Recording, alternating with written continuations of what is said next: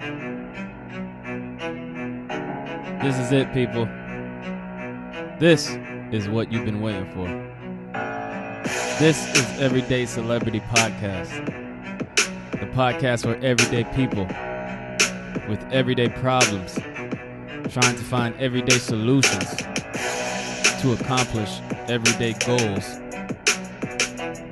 Let's start the show.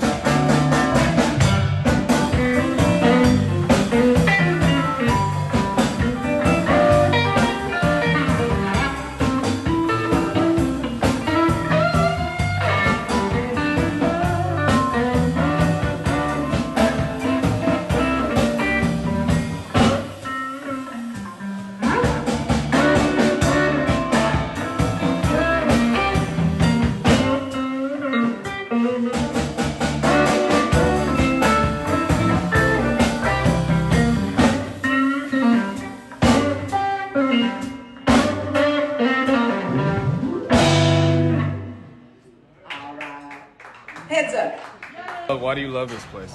I love Gestalt because I'm a pinball addict, as you see, San Francisco Pinball League, and I wear my mask.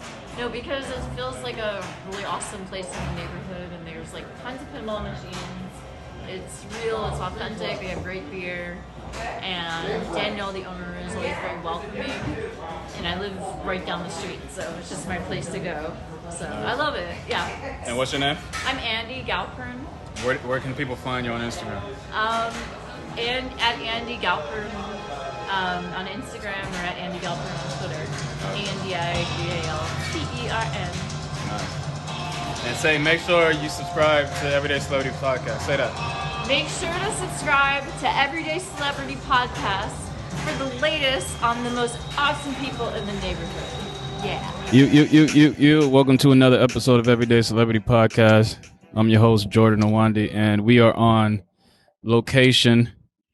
We are at one of the famous bars in San Francisco called Gestalt in the Mission. And I'm here with the owner of Gestalt.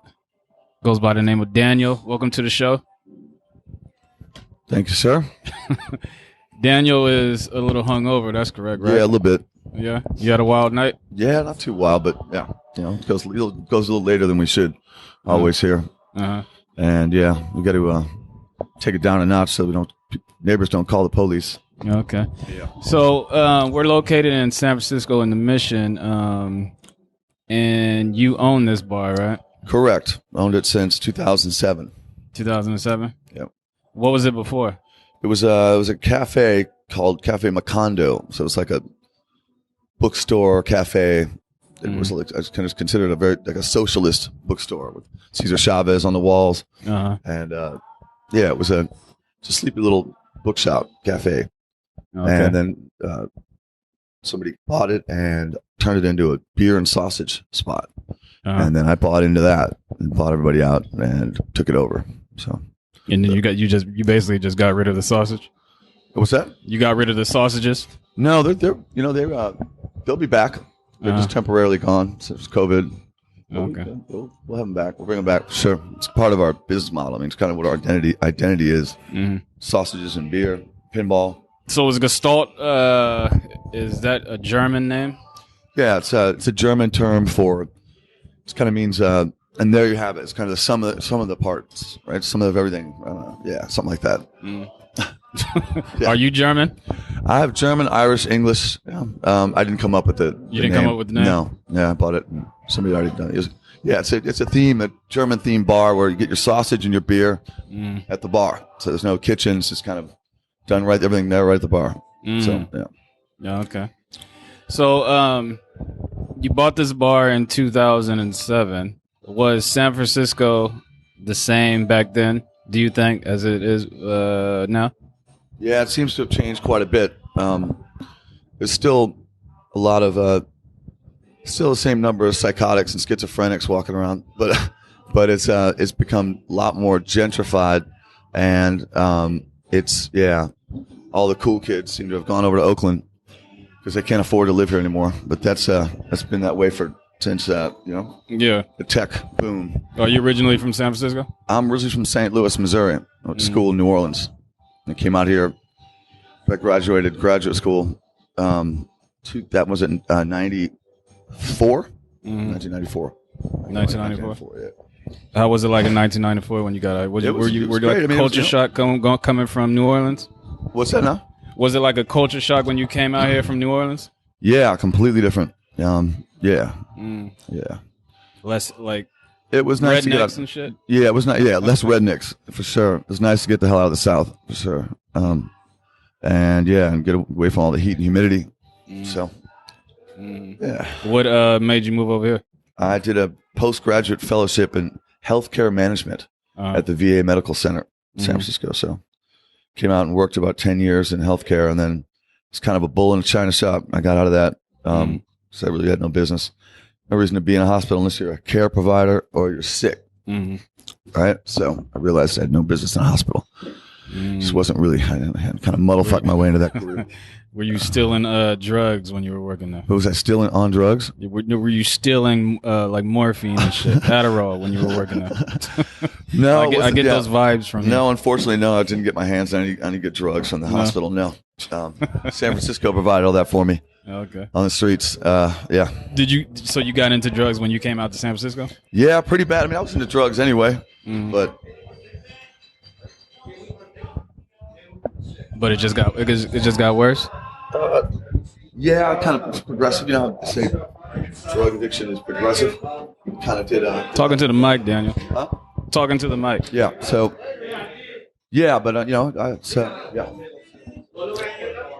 Always been a recreational drug user.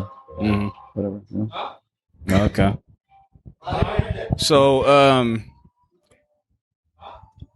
so you have this bar. Did you ever have a business before you owned this place? No, I just have a master's in healthcare management. I just kind of bought this place, and I mean, how did you fall into like buying a bar? You know what I'm saying? That's a good question. It was I can't even tell you. I can't even remember how I ended up buying this bar, but I got help from my father actually. He was a doctor. He helped me out. So I needed to get out of healthcare. So he helped me buy this place. So you just said, Dad, I need some money because I'm interested in buying this bar, and he gave it to you? Is your dad still alive? Yeah, he's still alive. Is he still in New Orleans? Okay. Does he ever come out here to visit the bar and see how it is? Yeah, he came out one year when the Giants were in the World Series, and it was good to have him out here to see how successful this place has been at its best. Okay. So, when you bought the bar, right? Were you a frequent? I don't know. Did you frequently come to the bar before you owned it? No, I've been to mission bars, but not this one. So what made you buy this one? That's a good question. I know, motherfucker. I'm trying to find out myself. Like what made me? Yeah, I don't know. You don't? I have no idea. Are you happy you bought it? Yeah, absolutely. Yeah, people love this place. It's got a lot of history, and it's great to run the spot and have people tell me all the time how much they love it. It's divey bar that people can relax in and enjoy. So it's not too pretentious in any way, shape, or form. Uh-huh. And it's fun. You got sports and pinball and good brew. What's the craziest shit that has gone on in this bar? Because every dive bar is known for crazy shit. That's why it's called a dive bar. Yep. So what's like? Did you catch people fucking in the bathroom? Like people shooting up? Like what craziness goes on in this place? Oh yeah, fights and I haven't caught anybody in the bathroom. I caught somebody in a walk-in, hanging out the other day. Somehow he got in there. I was in the bathroom. He walked in back, and I opened up the refrigerator, and there it was, hanging out, sitting on the floor. I was like, "What the fuck are you doing in my walk-in?" Said, "I'm hiding from my life. So I'm just trying to run from my life." I said, "Don't do that shit." Damn. I understand. So what are some issues that you come across owning a business? Just theft and theft and crazy people coming in.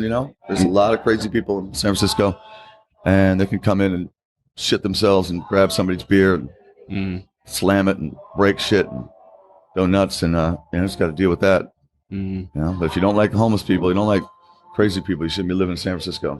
Can't deal with it. So it's part of the fabric of society here. So has there ever been a time where you were like, I want to sell this place, I don't want the stress anymore? Yeah, I turned it over to the managers a couple times where I just left. I went to New Orleans for years and turned it over and had somebody run it for me. And that was, because it's stressful to run it day in, day out. This place the margins are slim. You got to gross 35, 40K a month just to break even. And so there's not a lot without booze. There's not a lot of profit in it unless you work it, unless you're managing it and bartending it. It's the only real way to make money off of it. It's not. So basically not having employees? Yeah, basically. Having few out. Yeah. So how were you able to stay afloat during all this COVID shit? Well, by coming back, I came back in October and sat in the door pretty much alone, some help, some volunteers. But it was really just about me in the doorway selling beer to go.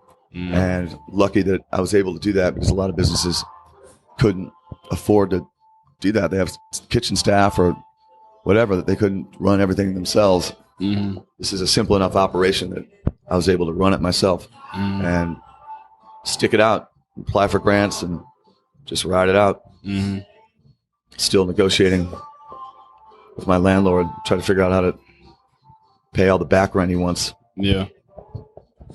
That's the crazy thing because there are a lot of bars out here, a lot of staples bars that have been here in this community, this neighborhood for like years and years and years, and then this COVID shit happened. Now they're closed down for good.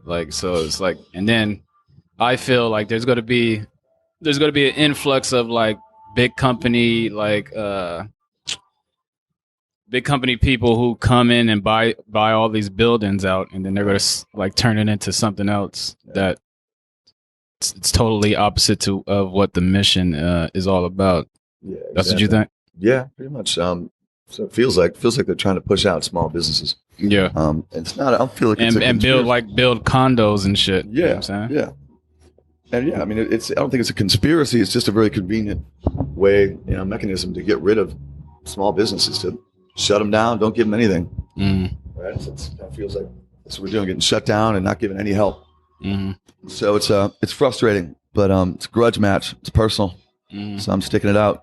It's not, can't roll over and then just die off. There's a lot of full liquor bars that are around me that have had to throw in the towel, and I'm lucky to be around. So what?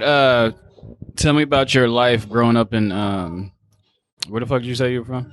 New Orleans. St. Louis, New Orleans. St. Louis, right? So tell me about your life growing up in St. Louis. How was that like? Because I mean, St. Louis is the South, and it's Midwest, but yeah. Yeah. Okay. Yeah. So what was your life like growing up there?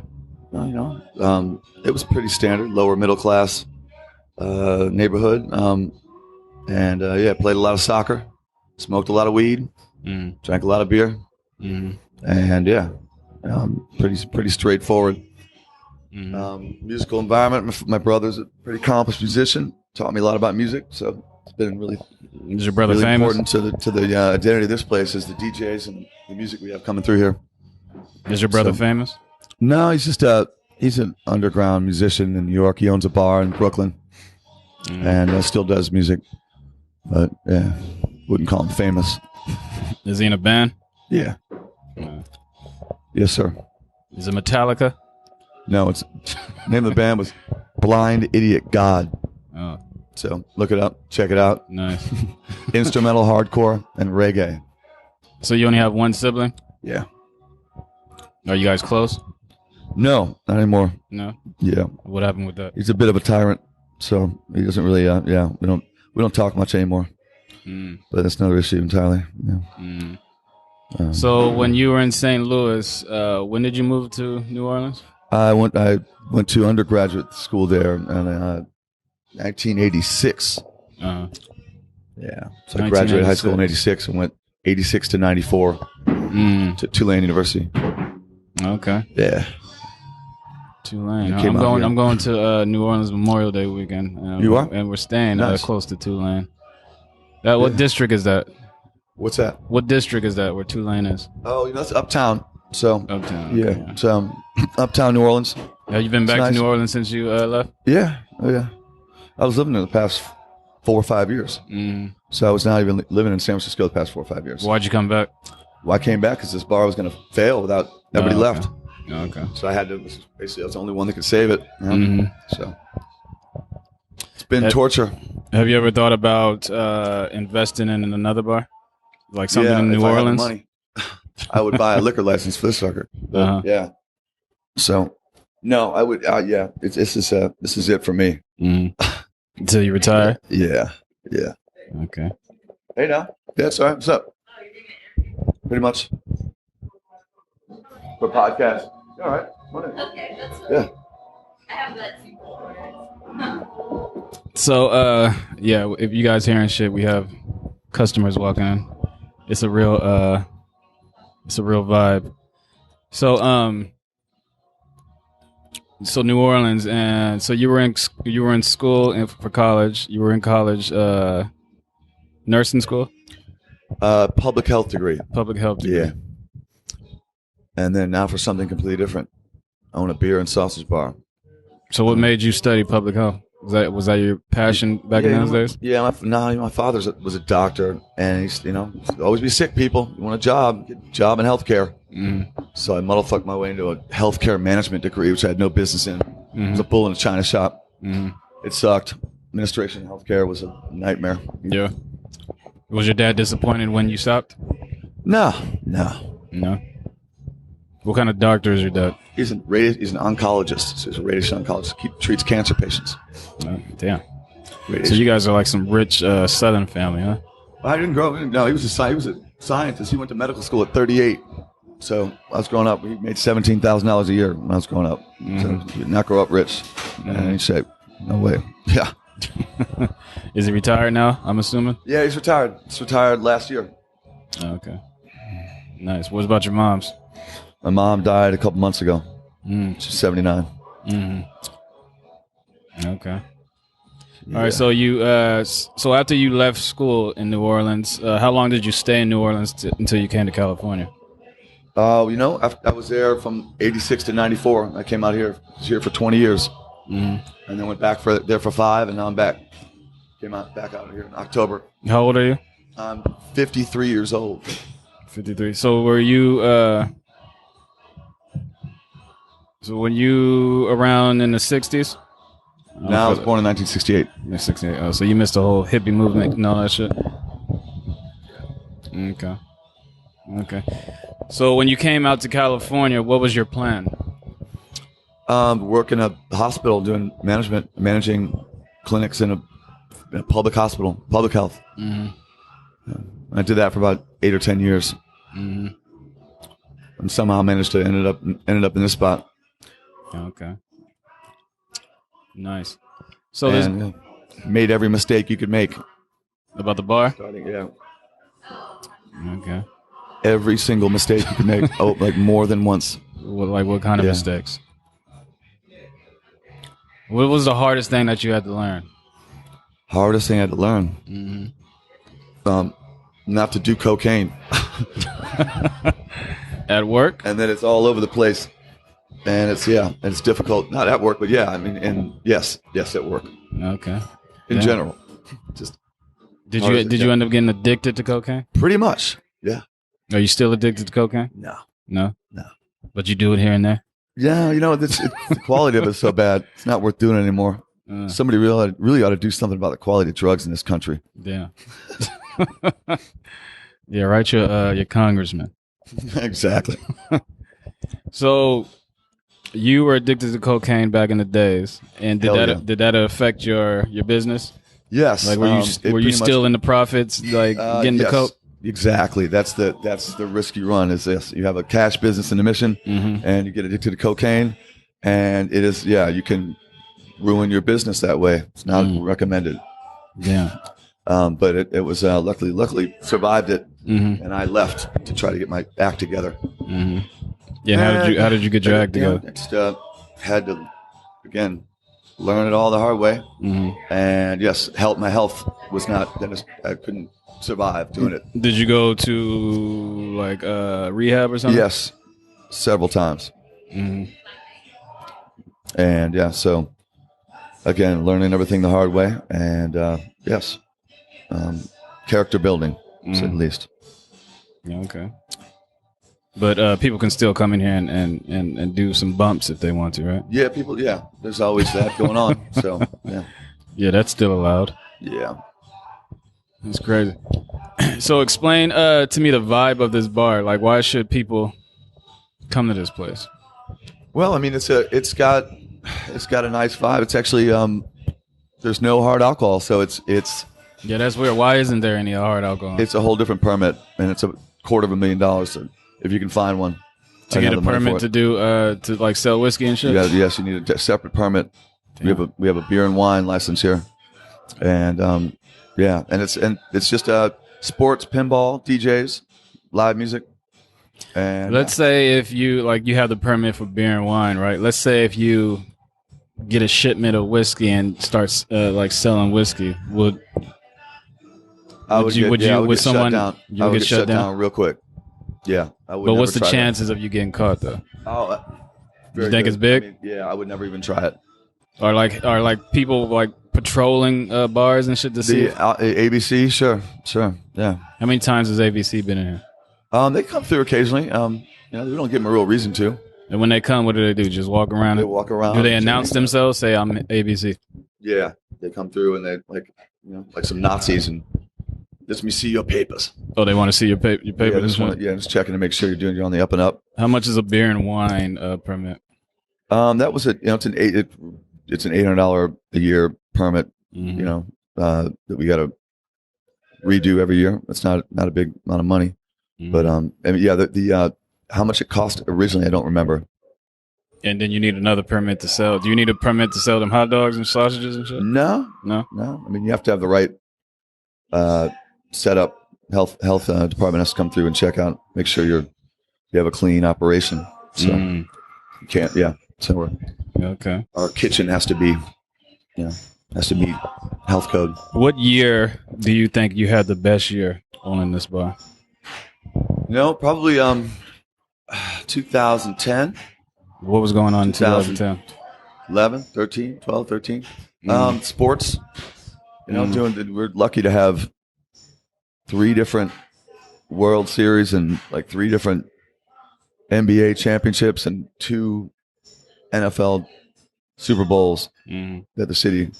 So we're lucky to have that, and it was super, super crowded and super, super fun.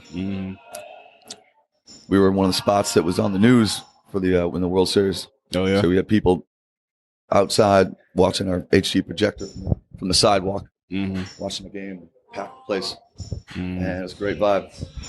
Are you a sports fan? A sports fan? Yeah. Yeah, big soccer fan, but I like all sports for the most part. Yeah, you don't look like a soccer. Look at you. You don't get the vibe of soccer fan. I don't look like a soccer fan. No. You look like a fucking what's that shit when they on the Olympics when they roll that little puck on the ice and then they go like this? Curling. Yeah, Kurt, that's what you look like. It's pretty cool too, though. But no, I'm a bit of I'm an English Premier League fan. I'm an Arsenal fan. North London. What do you think about those elite teams trying to join make their own league? It's some rude shit. Need to cut that shit out. They're too good. Like they don't want to play with the weak. Yeah, I mean that's what the Champions League already takes care of that. You know, since the best teams in Europe. Mm-hmm. So I don't know why they need to do that. It's greedy. Some greedy shit that they need to cut that shit out. Sure. So It's June. not gonna happen. So in June 15th, right? They're supposed to everything. California is supposed to be open again. Yeah, exactly. So that means like this bar can go back to normal. That's that's the idea. We'll see. It's still going to be a while before people are comfortable coming inside. Mm-hmm. So right now we have 50% capacity because we serve food. Yeah. But we're often not anywhere near 50% capacity because people are just not comfortable coming inside a bar. But we have very good ventilation here, so I don't feel like I'm in danger of anybody. Shit, I think it's the opposite. I think people are just dying to go back inside. People are just dying to go back to normal. As soon as they say boom and shit is over, everyone's going to be running inside this motherfucker. That's what I hope think. So. We're trying to set it up so we'll be ready for it. Mm-hmm. So do you have any plans with the place? Yeah, it's kind of evolved into more of a music venue as much as it is a craft beer bar. So you have bands and shit come here? Yeah, we've got a band coming in today. So Saturday and Sundays we started doing live acts in the afternoon from 5 to 8. Mm-hmm. And DJs Friday and Saturday nights, Thursday, Friday, Saturday nights. Mm-hmm. And it's working out all right. We're supporting local musicians and DJs and art shows and all that. So how do these local bands get in contact with you? Like, do they just walk up here and be like, "Oh, we want to perform"? Yeah, they basically come through here and what's the process? About it, Yeah, so it's just there's so many musicians that want a place to play. There's so few places for them to play. So okay. Now, do you have a bunch of old cocaine buddies that still come and see you at the bar? No, thank God, no. No, that's in the past. I got to put that shit behind me. I wouldn't be alive if I kept doing that shit. Did you ever overdose? No, it's too hard on my body. It's just cocaine's a hell of a drug. Yeah, and you can't do it over time. It ends up wrecking you. Yeah, you're too old to be doing physically, spiritually, doing cocaine, emotionally. So what do you do? Just drink and smoke now? Smoke weed, drink beer. Okay. Got to get up the nerve to do some mushrooms soon. Do you ever spend a night in this bar? Huh? Do you ever spend a night in this bar? Yes, I have. Okay. Several times indeed, yeah.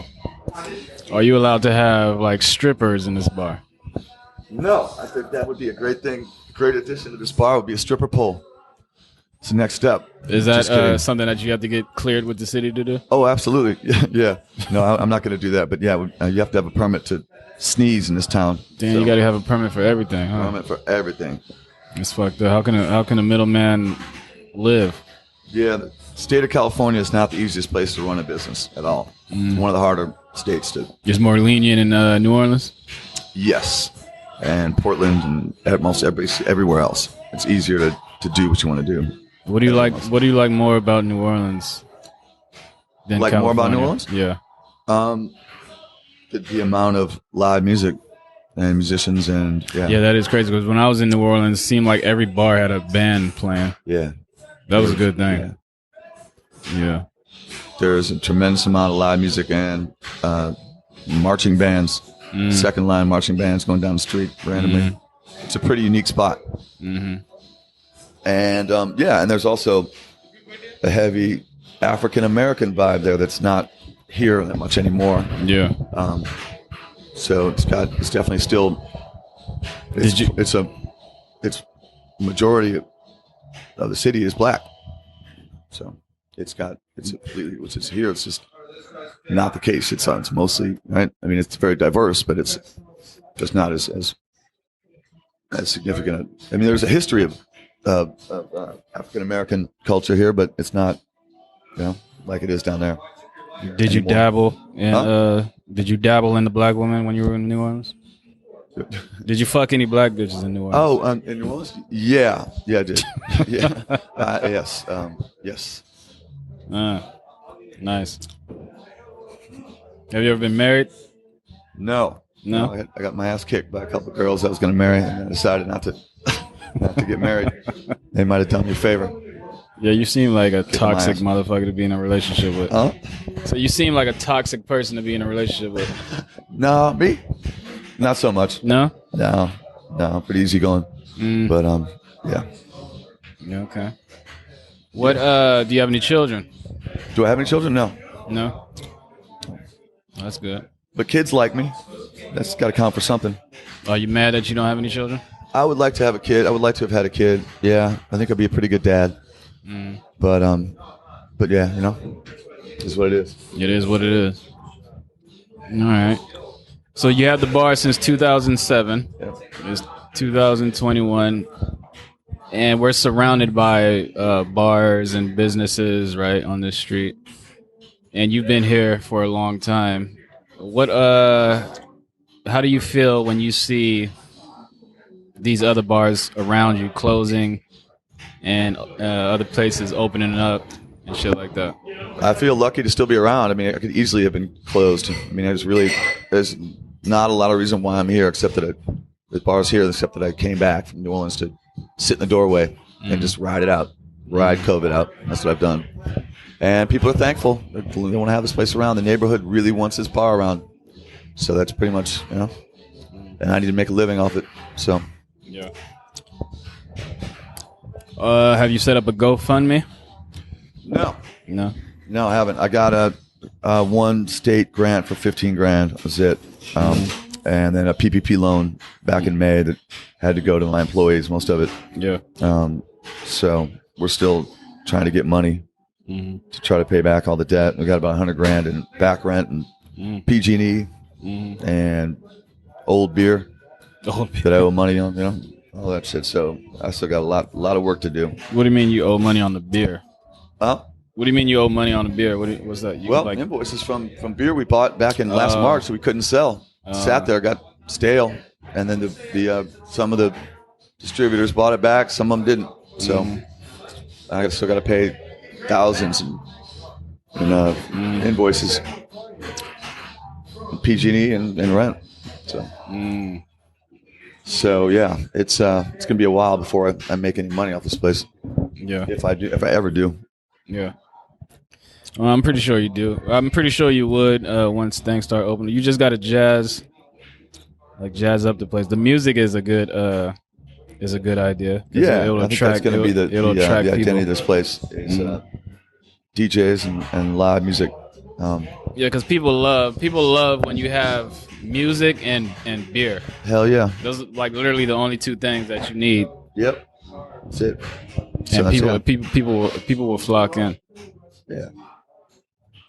All right. Yeah. Well, I want to thank you for joining me. This is a short episode because he has to go back to work. But I want everyone to, if you're in the San Francisco Bay Area, to come to how do you pronounce this shit? Gestalt. Gestalt. Come to Gestalt in San Francisco in the Mission and support. Have a beer. Listen to some music. Do some coke in the bathroom.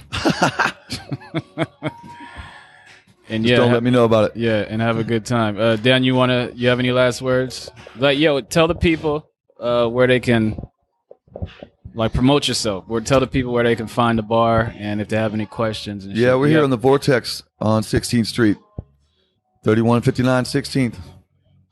And yeah, there were beer and sausage, pinball, lots of pinball tournaments, and kick-ass music, and good folks, and we're drama-free, no booze, no 20-year-old, 24-year-old girls, growing up, getting date raped on that shit.